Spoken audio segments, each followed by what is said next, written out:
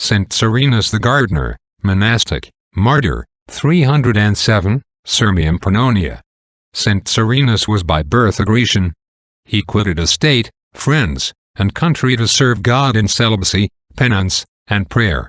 With this design he bought a garden in Sirmium in Pannonia, which he cultivated with his own hands, and lived on the fruits and herbs it produced.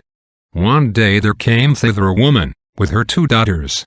Serenus, seeing them come up, advised them to withdraw, and to conduct themselves in future as decency required in persons of their sex and condition.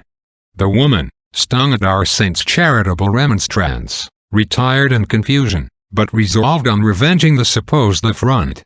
She accordingly wrote to her husband that Serenus had insulted her.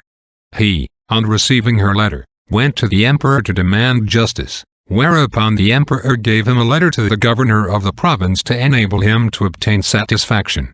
The governor ordered Serenus to be immediately brought before him. Serenus, on hearing the charge, answered, "I remember that, some time ago, a lady came into my garden at an unseasonable hour, and I owned I took the liberty to tell her it was against decency for one of her sex and quality to be abroad at such an hour."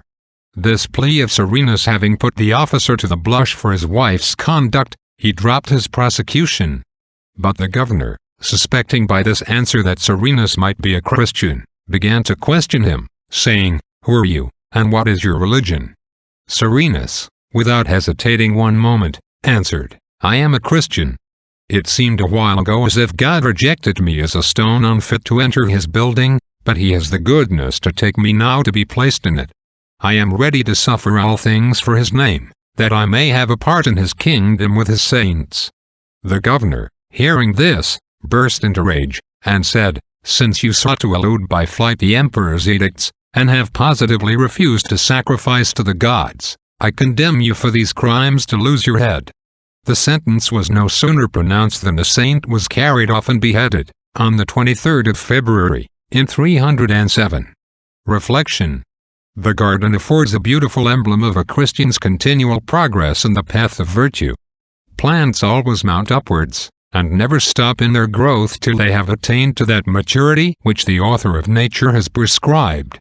So in a Christian, everything ought to carry him toward that perfection which the sanctity of his state requires. And every desire of his soul, every action of his life should be a step advancing to this in a direct line. Amen.